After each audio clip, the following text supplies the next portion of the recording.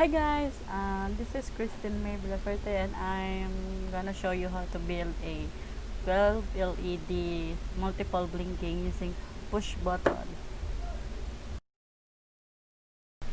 So this is my final output and let's test it.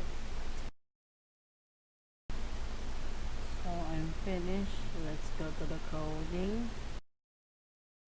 This is my coding.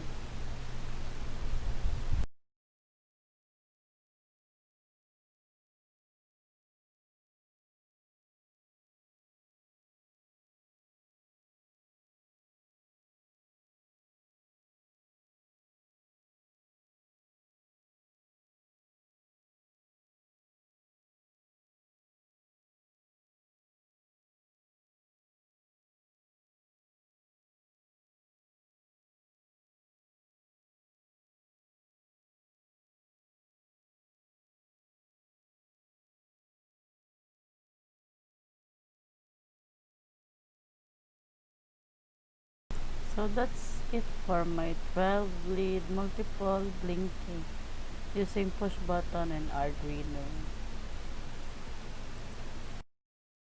So thank you for watching. Click the like button and subscribe to my channel. Thank you.